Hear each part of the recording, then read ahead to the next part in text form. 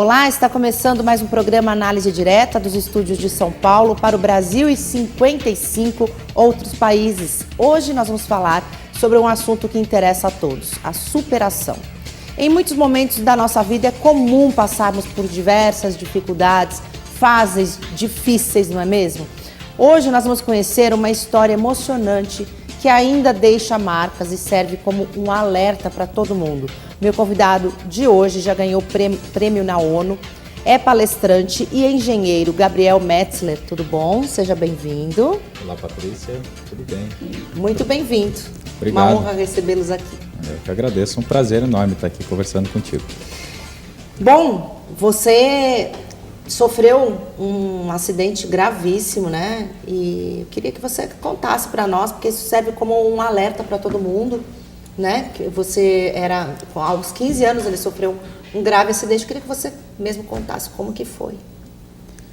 Bom, tinha 15 anos, adolescência, como todo mundo sabe, é uma fase de grandes mudanças, mas a que eu passei foi maior ainda. Pois é. Era sábado, dia 13 de junho, dia de festa junina na escola, e nós resolvemos fazer uma bomba caseira, eu e mais 4 amigos. Meu Deus. Então fomos, sem problema algum, compramos foguetes, fomos até a casa de um dos amigos, desmontamos alguns e colocamos a pólvora dentro de um tubo de PVC. E esses tubos que a gente tem em casa, de água, esgoto. Só que nós não achamos nada para colocar como pavio. Então resolvemos deixar para outro dia. E aí o nosso amigo dono da casa nos chamou e eu resolvi voltar. Isso no outro dia? No mesmo dia. No mesmo dia? No mesmo dia. Aí eu resolvi voltar. Quando cheguei até a casa dele, nós aquecemos um espeto de churrasco, porque nós imaginamos que algo quente passaria pelo plástico para fazer o buraco para o pavio. E realmente passou pelo plástico. Mas a hora que o espeto quente entrou em contato com a pólvora, a bomba explodiu em nossas mãos. Meu Deus. Nossa, é chocante de ouvir isso, né? Quando eu estava lendo tua história, eu li isso e realmente, assim, choca. Como pode... vocês compraram onde esses explosivos? Nós compramos num supermercado da cidade. Qual cidade, desculpa, que você morava? Porto União, interior de Santa Catarina. Interior de Santa Catarina. E no supermercado, assim, vendia normalmente, assim, para qualquer pessoa? Infelizmente, sim. Ficava lá exposto e tudo? Isso, ficava exposto, não tinha uma fiscalização rígida para ter um lugar adequado para o armazenamento dos explosivos. Tinha uma pilha de caixa de foguetes, todos menores, entre 13 e 15 anos. Entramos no mercado, pegamos os foguetes e saímos sem problema nenhum. Meu Deus, é muita falta de responsabilidade, né? Porque são crianças, são pré-adolescentes, adolescentes, mas a gente não tem juízo ainda nessa idade, né? Com 13, 14 anos. Não tem juízo, tem ideias erradas, né? Sim. Muito pelo desconhecimento, por não saber do real perigo que a gente tinha nas mãos. Qual era o intuito de vocês? Vocês iam fazer o quê com a bomba? Nada. Estourar num terreno baldio no lado da casa desse amigo. Só para ver ela explodindo mesmo. Exatamente. Brincadeira de meninos, né? Que acabou mal, infelizmente, né? E como que foi na hora? Assim, você sentiu explodir? Eu vi que você ainda foi atingido por estilhaços do PVC, né? Isso. Nós dois fomos atingidos, né? Estávamos de frente para o outro, eu e meu amigo. E assim que explodiu, não teve tempo para mais nada, né? É muito rápida a reação da pólvora. Então, na hora ficou tudo preto, já não enxergava nada. Eu lembro que eu fui me guiando com as mãos para sair da casa. Nossa. E assim que nós saímos da casa, os amigos e os vizinhos que ouviram o barulho da explosão vieram correndo e nos encontraram gravemente feridos. Gente, e você na hora já perdeu a visão? Eu na hora perdi. Ficou tudo escuro E na sequência, né, nós fomos levados para o hospital, onde passamos por longas horas de cirurgia. E em função dos ferimentos, das lesões, meu amigo faleceu. Ai, gente. E eu depois fiz alguns exames e foi detectado que do olho direito realmente não tinha mais nada para fazer. Ele estava perdido. Do olho esquerdo, pelos exames, o médico viu uma possibilidade de recuperar um pouco da visão. Mesmo ia ter limitações, mas era possível recuperar. Então, o que era para ser só uma brincadeira acabou virando uma tragédia. Meu Deus. E tinha mais, né? Eu estava lendo na sua história, os outros dois amigos, teve um que acabou escapando por sorte, né? Como foi isso? Me conta. Tinham mais 3 amigos, né? Que eram eu e os outros 4 que estávamos indo embora. Então eu resolvi voltar. E os outros 3 que nos encontraram feridos após ouvirem o barulho da explosão. Sim. Os outros 3 não quiseram ficar na hora. Foi isso? Não sei te explicar. Assim, nós resolvemos ir embora e aí eu resolvi voltar. Então, assim, não quiseram, não tem uma explicação. E isso foi uma revolução na cidade, né? Me conta. Foi um grande acontecimento. Uma cidade relativamente pequena, 2 jovens se acidentando de uma maneira tão inusitada, né, como uma brincadeira normal de festa junina, bombinhas, e um perdendo a vida, o outro ficando gravemente ferido. Foi uma mudança muito grande. Terrível, né? Para a família de vocês, foram os vizinhos que socorreram vocês, né? Isso, vieram os amigos, né, voltaram correndo, e os vizinhos, a hora que ouviram, já nos socorreram e nos levaram para o hospital. E os pais do seu amigo estavam lá, não estavam? Não, eles não estavam na casa. Estava um irmão dele na casa, mas também veio ajudar, ficou muito assustado, ele era novinho na época, foi bem traumática a experiência. Bom, quando as famílias de vocês ficaram sabendo, viram, como que foi? Você lembra? Você estava acordado no momento, na hora? Você já estava em cirurgia? Quando eu estava sendo levado para o hospital, nesse momento eu não estava, né, enxergando nada, mas depois meu pai me contou que ele estava já na festa junina, né, do colégio, e essa festa era na esquina do hospital.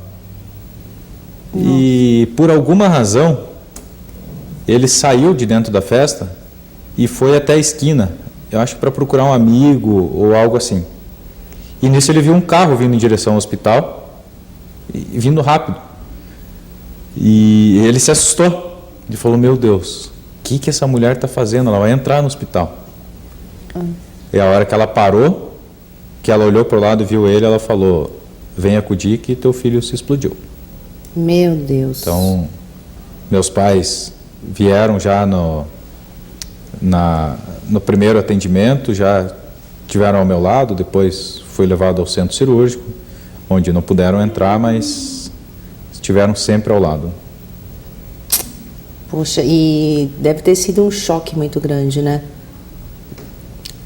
Com certeza, porque a gente nunca acha que algo assim vai acontecer com a nossa família, com alguém que está próximo a gente, né? Normalmente é o vizinho, é alguém que sofreu um acidente, mas a gente nunca espera que algo ruim aconteça dentro da nossa família.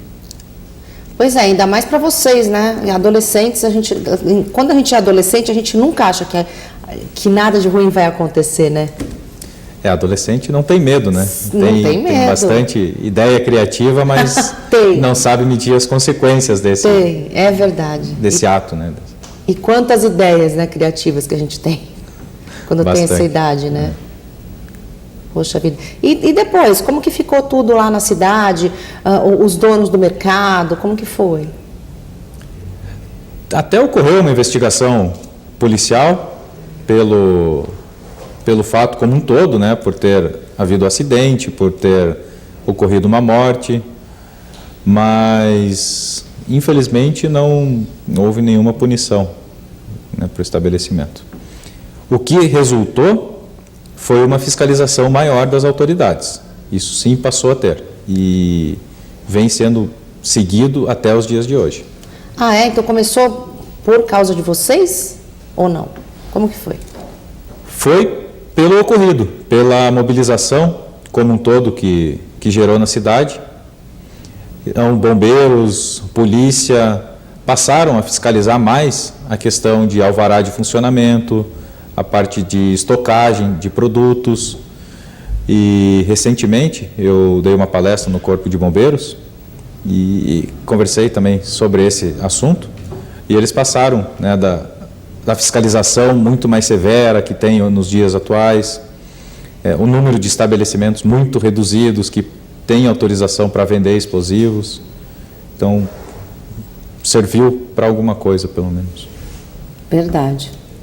Hoje ninguém consegue mais comprar, né, assim, tão facilmente explosivos como vocês compraram na época, né?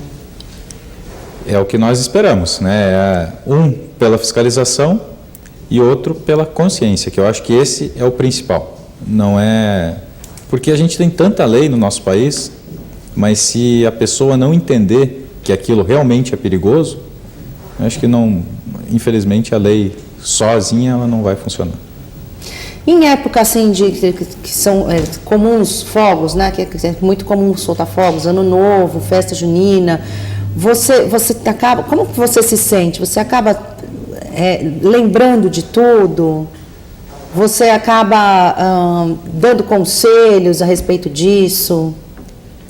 8 meses após o acidente, em fevereiro de 99, aquele mesmo grupo de amigos, né, junto com alguns outros, teve uma boa ideia de formar um trabalho voluntário para mostrar para as pessoas, usando o nosso exemplo, palavras, fotos e vídeos, para ilustrar o perigo que é mexer com explosivos. Então surgiu assim o Grupo Alerta Vida, que tem como objetivo conscientizar as pessoas do risco do manuseio inadequado de explosivos. Para que outras famílias não precisem passar pelo que eu passei, pelo que minha família passou, meus amigos e principalmente a família do meu amigo que faleceu, para entender que explosivos são muito perigosos. Verdade, é muito perigoso mesmo. E você foi premiado pela ONU, foi isso? Isso mesmo, foi esse trabalho voluntário. Conta para nós. Eu falo assim que eu levo mais como um reconhecimento, porque para o grupo o prêmio principal é evitar que pelo menos um acidente ocorra. Então, mas são esses reconhecimentos que também dão estímulo para que a gente continue fazendo o trabalho. Foi no ano de 2000, um evento organizado pela Unesco, em parceria com o Walt Disney World e uma rede de alimentos, que reuniu em Orlando, nos Estados Unidos, 2.000 jovens do mundo todo, com histórias de protagonismo e que seriam, né, que fariam a diferença nesse novo milênio. Então, tive a honra de ser um dos representantes do Brasil nesse evento. Que legal. E como que te veio a ideia de ser palestrante? Primeiro com o trabalho voluntário, né? São 17 anos já com esse trabalho voluntário em escolas, hospitais, empresas, em semanas de prevenção de acidente de trabalho, grupos de jovens, escoteiros, enfim, onde o grupo é solicitado. E essa era uma palestra específica, falando do risco do manuseio de explosivos. Mas ano passado, eu tive uma ideia ou um pensamento que eu poderia ajudar outras pessoas com a minha história, com o meu exemplo. E foi em cima disso que eu comecei a estruturar esse trabalho de palestrante. Que legal, muito legal. A gente vai para o intervalo rapidinho e já já a gente volta para conhecer um pouquinho mais sobre a história dele, tá bom? Do Gabriel. A gente volta já já.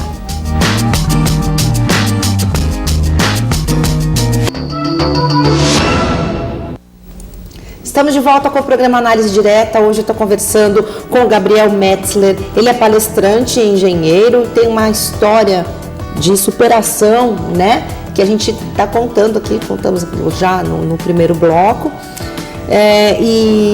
Bom, aí você virou palestrante, né? A gente terminou o primeiro bloco falando isso. Como que foi a sua primeira palestra, você lembra? Lembro.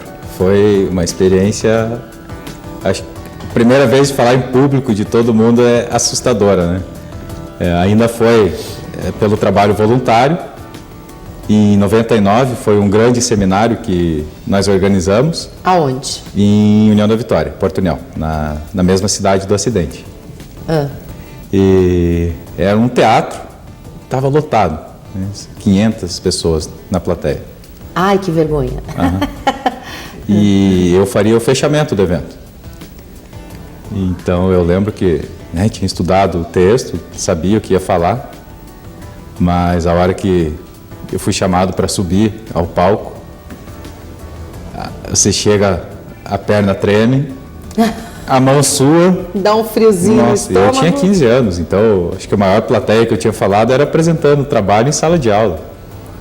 Então foi boca seca, mas era por uma boa causa, então a gente tem que superar, né, também esses pequenos medos que a gente tem para alcançar o nosso objetivo. E deu tudo certo? Deu.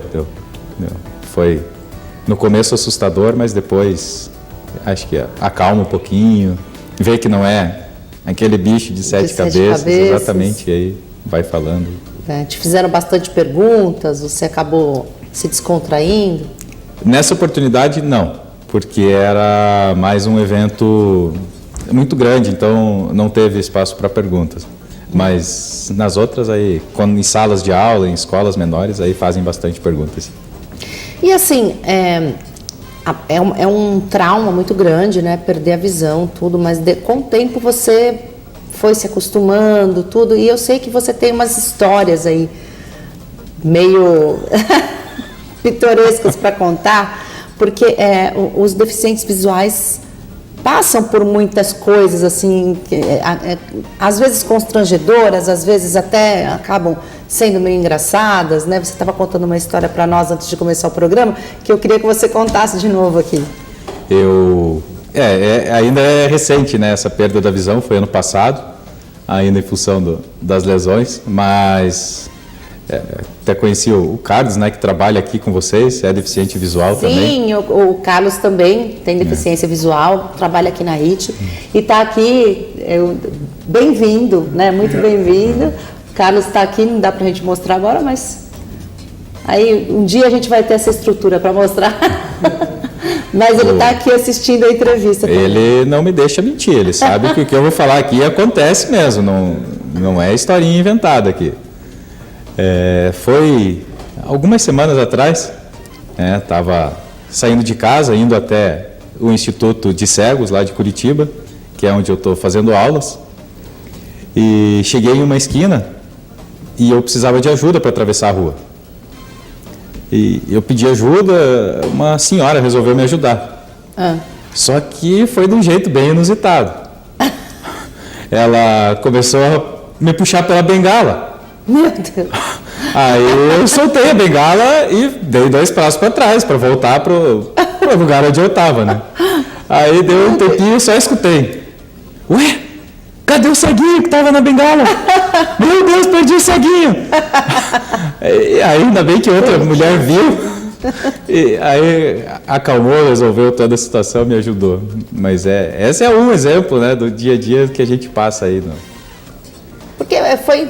assim, acho que pura falta de informação, sei lá, da senhora, né? Tem uma pergunta que uma vez me fizeram se eu sofria preconceito. E eu não sofro preconceito, nunca sofri pelo menos, sabe? Mesmo sendo algo recente, eu nunca sofri. O que acontece é exatamente o que você falou, é pelo desconhecimento de como ajudar, de como agir, Tem que falar que a cegueira não passa, que não tem problema você encostar no cego, que o cego pode encostar em você. E para você ajudar um cego, é muito simples. É só você dar o braço para ele. Ele vai pegar próximo ao seu cotovelo e ele sente se você fizer movimentos. Subir, descer, virar. Então é muito simples e é muito importante. Sabe? Poxa, e como que esse negócio de os outros sentidos acabam aflorando mais, não é? Não é isso? Você falou que o cego sente o movimento que a gente faz. Você acaba trabalhando mais os outros sentidos. Acho que por isso que eles acabam se desenvolvendo. Porque muito, quando você enxerga, você faz em função da visão. E hoje, eu preciso me adaptar, eu preciso usar os outros sentidos para tentar compensar a falta da visão. E como é isso? Então, por exemplo, a audição, que brincam sempre que o cego escuta bem, mas não é escuta bem, ele precisa, por exemplo, para atravessar uma rua que tenha sinaleiro. Então eu vou até a esquina, eu vou me posicionar de frente para a rua que eu quero atravessar e eu tenho que ficar prestando atenção da onde os carros estão vindo. Então, se é na rua que está na minha frente ou se é a rua que está passando ao meu lado. A hora que eu percebo que os carros da frente pararam de passar, é um indicativo que o sinal está fechado, mas eu ainda não posso ir, porque pode ser alguma outra coisa. Então eu tenho que estar com o ouvido muito atento à outra rua, a que passa no lado, para identificar se os carros já estão passando. Então aí eu tenho a segurança para continuar e atravessar a rua. Nossa, que difícil, né? São nessas percepções que a gente vai trabalhando os outros sentidos. Difícil, né? Tem um moço deficiente visual que mora perto da minha casa, ele tem um cão-guia. E vira e mexe eu encontro com ele na padaria, ele e o cachorro. Você pensa em ter um? Já tem ou não? Não tem? Ainda não. Penso sim, mas aqui no Brasil ainda é muito limitado. São muito poucos os centros de treinamento. E é um treinamento lento, é bastante tempo que o cachorro precisa ser treinado, mas eu estou há pouco tempo fazendo aula com a bengala, então depois que tiver uma segurança grande com a bengala, aí seria um segundo passo ter um cão-guia. Você falou que foi ano passado, que a tua visão acabou mesmo, Você ainda ficou esse tempo todo enxergando um pouco com o olho esquerdo, é isso? Isso mesmo, Foi o olho direito que eu perdi e o olho esquerdo, depois de vários procedimentos, cirurgias, a visão retornou um pouco. E foi até ano passado. Veio dentro de uma estabilidade, onde eu trabalhava normalmente, não tinha limitações, claro, mas ano passado, devido ainda àquelas lesões lá do acidente, eu acabei perdendo o remanescente que eu tinha. E aí, desde então, você anda fazendo, você falou que está fazendo um treinamento para andar com a bengala? Como que é isso? Isso. Eu comecei, na verdade, em maio desse ano. O Instituto Paranaense de Cegos, como tem outros aqui em São Paulo, Laramara, tem outros grandes institutos, que trabalham, é um treinamento, é uma readaptação. Então, a bengala é apenas uma das aulas, que é para você aprender a andar e se locomover fora de casa. Então, seja na rua, pegando ônibus, indo no mercado, atividades do dia a dia. Tem outra aula que é para você aprender as atividades de dentro de casa, desde você limpar a casa até cozinhar. E também informática, porque você muda o jeito de você trabalhar no computador. Você tem um leitor de tela que te permite usar o computador, mas você precisa entender como esse leitor funciona, como os programas do computador interagem com esse programa. Então, é uma nova fase. Tem que... E também, aproveitar lá no Instituto, eles têm aula de educação física. Então, eu tenho um filhinho de 7 anos. né? E você tem que jogar bola com o filho. Ah, então eu estou aprendendo a jogar futebol também. É aquela bola com o guiso, né? Para você... barulhinho.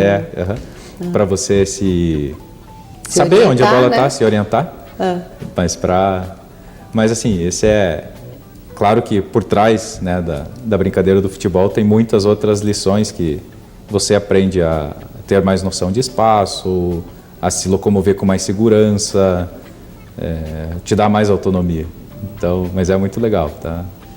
Que legal, que legal. E o aprendizado junto ao seu filho deve ser assim bem diferente, né, do que ocorre com todo mundo, né?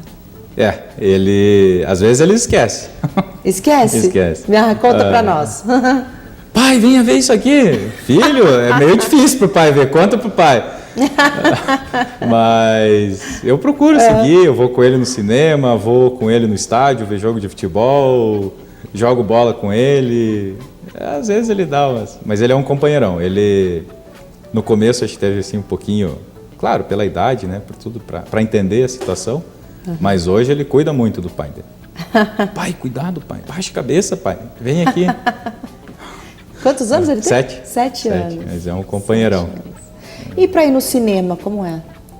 Você falou que vai ao cinema com ele e tudo. Eu vou e escuto o filme, Só né? escuta? Sim, só escuto. Existem filmes com audiodescrição, que é pro cego, pro deficiente visual, poder acompanhar, né? Porque tem cenas que até a gente brinca, né? Que os filmes de sacanagem para cego.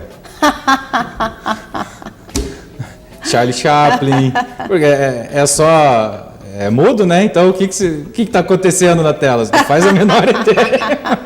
É uma sacanagem. Então a gente brinca, né? Mas assim, em poucos casos tem audiodescrição, que é quando está acontecendo alguma cena que não tem fala, essa audiodescrição explica para você o que está acontecendo. Mas ainda são poucos os que tem. Infelizmente. Né? E você usa algumas piadinhas assim nas suas palestras? Você usa de senso de humor? Que eu reparei que você é bem humorado.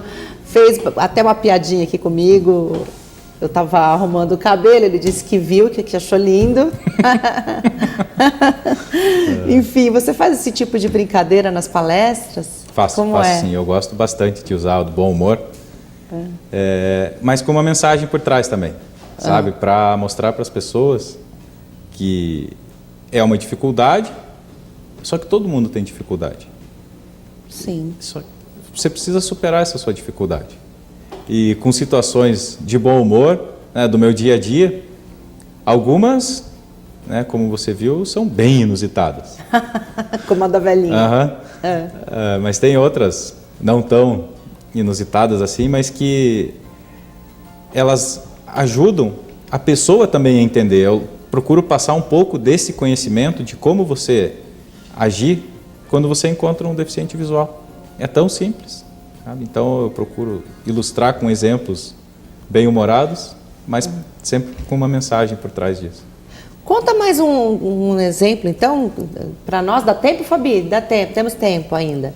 Conta para nós, então, algum outro exemplo aí que você usa nas suas palestras? Mais um exemplo? Então, você não pode ter vergonha de pedir ajuda, né? Não sou eu agora nessa situação, é qualquer pessoa. Nós temos que entender que nós não sabemos de tudo, nós dependemos de outras pessoas. Sim. Mas esses dias eu fui num restaurante e fui comer um sanduíche. E em cima da mesa tinham aqueles sachês. E a pessoa viu que eu estava com a bengala, estava ali. E eu perguntei para a pessoa, eu falei, qual que é o ketchup, qual que é a maionese? Ele falou, o ketchup é o vermelho, a maionese é o azul. Eu falei, desculpa, além de cego eu sou daltônico também. Então tem essas passagens assim. E a pessoa falou o que depois? Não sei, deve ter ficado com uma cara. Não, aí veio, desculpa, não. Mas ficou sem jeito, mas tem que, assim, não, com certeza não foi por maldade, não foi por nada, foi hábito, né? Exatamente, assim, é costume que a pessoa faz tem. No automático e esquece de olhar para o lado também, mas tem que ir levando, né? Ai, meu Deus. Que mais? Alguma coisa aí para bem-humorada que aconteceu já com você? Agora você me pegou. Sempre acaba acontecendo, né, no dia a dia. Como que uma pessoa deve agir quando ela está em algum ambiente, né, e ela percebe que tem um deficiente visual ali? Porque tem muita gente que quer oferecer ajuda, mas fica com receio, porque muitos já sabem se virar sozinhos, ir para casa, voltar para casa, ir para o estabelecimento, voltar para casa, enfim. Tem uma história que eu não fumo, mas tenho alguns amigos lá do Instituto que falam que eles não podem parar na esquina para fumar. Porque ele para na esquina, já vem alguém, agarra ele no braço e leva para atravessar a rua. Não, mas eu não quero atravessar a rua, eu só estava ali parado. Então, o primeiro passo é você perguntar se a pessoa quer ajuda. Porque, como você falou, muitas vezes ele sabe, ele tem segurança para andar ali. Sim. Então, você perguntar, não, você quer ajuda? Se a pessoa falar que quer, como que eu posso te ajudar? Porque o cego vai saber como que você pode ajudar ele. Se é atravessando uma rua, se é para sentar, se é para... Enfim, alguma atividade que ele precise de ajuda. Né? Exatamente. Não é pegar no braço, tentar muitas vezes, e levando. As pessoas, se está parado na esquina, a pessoa agarra você e segura com uma força. Eu falo, moço, eu não quero fugir, eu só quero atravessar a rua. Mas seguro que... Ai, meu Deus. Então, o primeiro passo é perguntar, se você quer ajuda, e o segundo é como que eu posso te ajudar. Acho que é bem simples. É simples mesmo. Eu vou para o intervalo mais uma vez, mas a gente não demora, não saia daí, a gente volta já conversando mais com o Gabriel e sabendo das dificuldades, né, que as pessoas que têm deficiência visual passam na vida. Até já.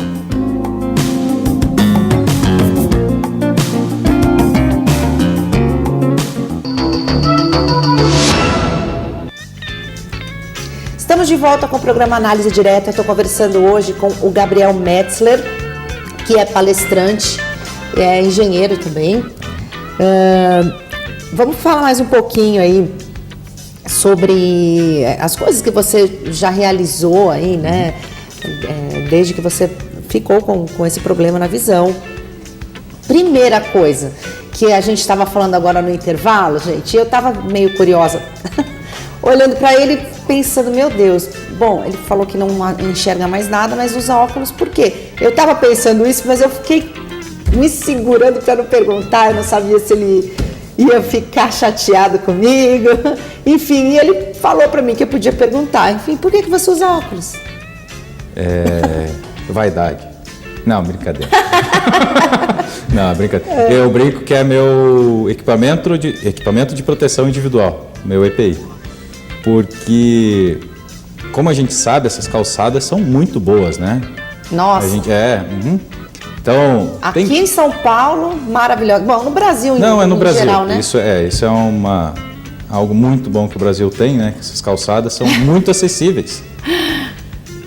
Tinha que colocar uma venda nas nossas autoridades e depois pôr eles numa cadeira de roda para eles usarem as calçadas. Sim. Para eles verem como é bom. Exatamente. Então, eu uso óculos para proteger, porque tem galhos, tem lixeiras, tem orelhão, ainda tem alguns, mas para que se algo bater, que bata no óculos, não no olho, né?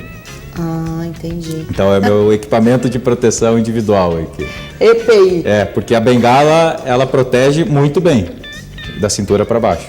Então, da cintura para cima é... Verdade. Exato. Então é só por isso, é só por segurança. E muita gente te faz essa pergunta, não? Por que você usa óculos? Alguns fazem, alguns acho que ficam como você ficou, com vergonha de perguntar.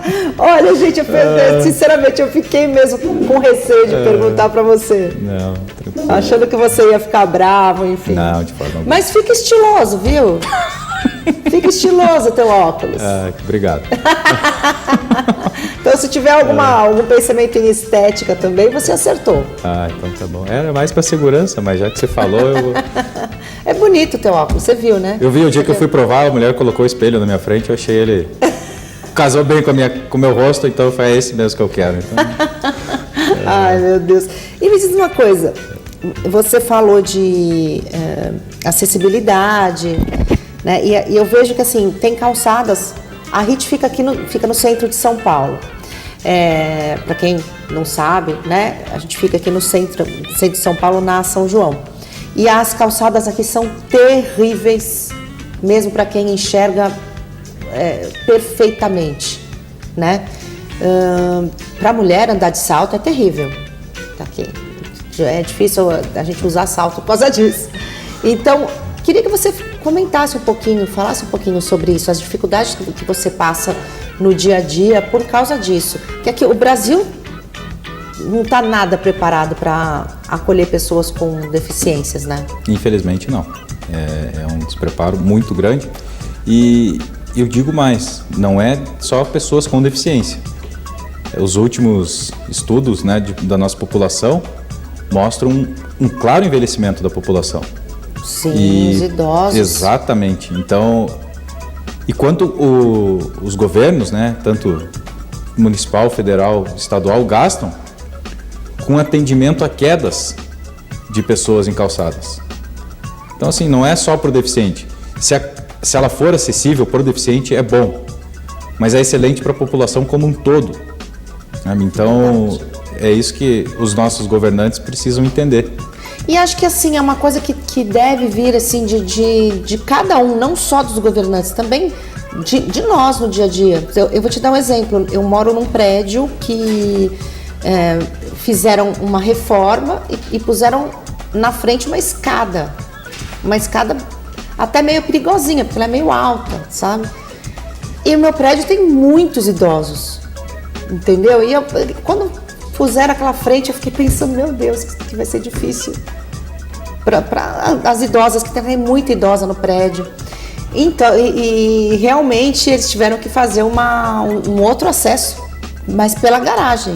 Então, quer dizer, a gente tem que entrar pela garagem. Os mais idosos, eu só entro e saio pela garagem, porque quando eu estou de salto, eu não desço aquela escada, nunca. Com certeza, não são só os nossos governantes, principalmente a população como um todo. Porque, assim, eu, né, de formação engenheiro civil, outros profissionais que trabalham nessa área de construção, que fazem projetos, tem que pensar nisso. Tem que ser uma construção acessível. Sim. Porque, como eu falei, ela vai ser boa para todos. Muitas vezes olham para o lado estético, né? Colocar um piso de mármore, de granito. Só que aquilo fica muito liso. Qualquer água, qualquer umidade ali vai fazer aquele piso ficar muito escorregadio. É verdade. Então a gente tem que pensar, né? Um corrimão, uma lixa na escada para evitar esse tipo de acidente. Como um todo, né? A acessibilidade ela teria que ser muito mais trabalhada.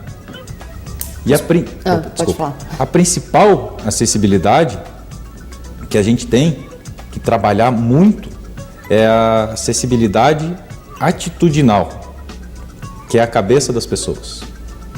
Elas entenderem que aquilo é necessário.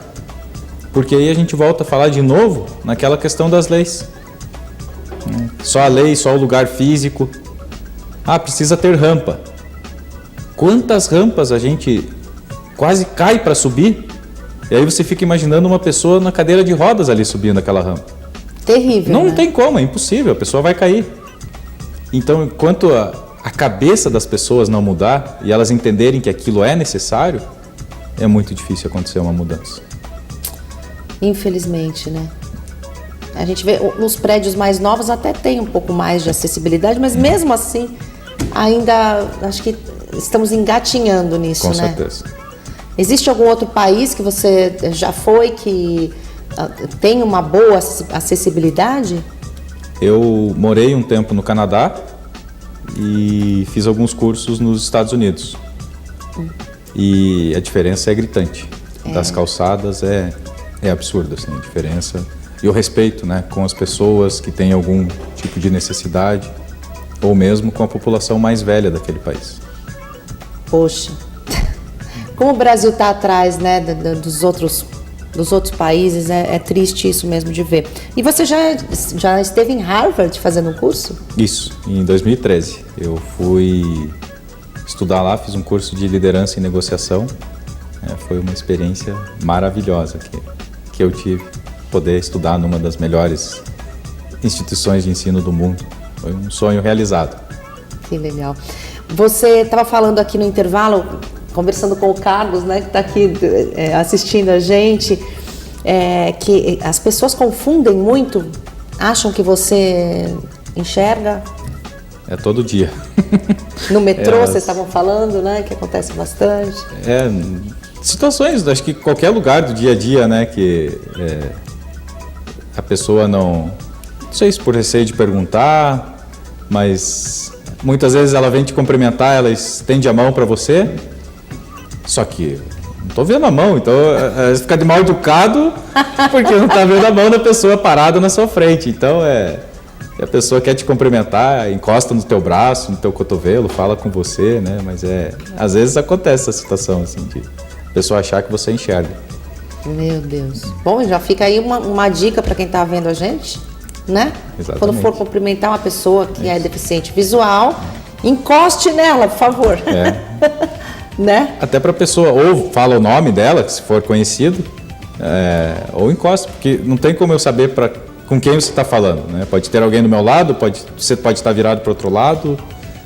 A gente tem uma noção de onde está vindo o som da voz, mas não exatamente a posição. Então... E eu acho, uma coisa que eu acho bem interessante, vocês acabam reconhecendo a pessoa pela voz, né? Ah, sim, com certeza. Eu às vezes falo oi pro Carlos, oi Carlos, ele, oi Patrícia, eu... Nossa, ele conhece, né? Conhece todo mundo, né, Carlos? Conhece. Isso acontece já com você? Sim, acontece. As pessoas mais próximas, né, que a gente tem um convívio, um contato maior, a gente passa a reconhecer pela voz. Que legal. É uma experiência de vida aí bem diferente. Você pensa aí o que vem pela frente nos seus sonhos, nos seus objetivos? Pretende escrever um livro aí, de repente, sobre a sua história? Pretendo sim. Essa ideia está já há algum tempo na cabeça, tem que começar a pôr no papel, né? Para poder, assim como com as palestras que eu faço hoje, contando a minha história, ajudar as pessoas. Porque a gente escuta muita gente reclamando, que isso acontece comigo, se queixando da vida. Verdade. Só que essa pessoa esquece de olhar para o lado. E que a pessoa ao lado também tem problemas. Sim. Só que ela encara de uma forma diferente. Ela usa aquilo como um estímulo. Então ela procura usar a dificuldade que ela tem em favor dela. Enquanto a outra pessoa fica só se lamentando, se queixando da vida. Por isso que a gente vê muitas pessoas que conseguem passar bem pela dificuldade, conquistar vitórias, e outras que ficam se fazendo de vítimas. Poxa, é uma lição de vida isso, realmente. Tem gente que reclama o tempo inteiro da vida, né? E não tem a metade dos problemas que o outro ali do lado tem e de repente está sorrindo. Exatamente. Então, né? Isso mesmo, é bem por aí. Então, assim, como missão hoje, usar minha história de vida, sabe? Em cima também contando um pouco da parte mais conceitual, mas para ajudar as pessoas, porque eu consegui superar muitas dificuldades e conquistar muitas vitórias na minha vida. E não é a deficiência visual hoje que vai me fazer parar. Muito pelo contrário, ela me fez repensar um lado profissional e verdade, onde eu posso ajudar muito mais pessoas. Então, dificuldade todo mundo tem. A grande diferença é como a gente lida, encara elas, exatamente. Né? Infelizmente, o nosso tempo está terminando. Já, passou rápido, né? Bem rápido. Pois é. Eu queria que você passasse o seu site, para quem estiver assistindo a gente, quiser entrar em contato com você, ou redes sociais. Claro. Só vou pedir que coloquem os caracteres, porque com esse nome é difícil. Sim, a gente vai colocar. Isso aí, mas é www.gabrielmetzler.com. O e-mail, posso passar também? Pode. Contato @gabrielmetzler.com. Posso deixar o celular também? Não, eu acho que não, né? Precisa? O celular vai começar a te ligar, você não vai ter sossego. Mas tá ótimo. Então, beleza. Então, muito obrigada pela sua presença. Eu adorei. Nossa, eu que agradeço. Aí, ó. Viu só? Encostou, agora eu sei. É isso aí, viu? Ok, bem. Gente. Muito obrigada e já te convido a voltar. Okay? Com certeza. Obrigado você pelo espaço. Uma honra participar do seu programa. A honra é toda nossa. Muito obrigada. Eu agradeço a você também. Entre no facebook.com/programa Análise Direta e assista lá esta edição do programa, outras edições, e você pode mandar sugestões para nós de entrevistados e perguntas, ok? Um beijo, até o próximo programa. Tchau.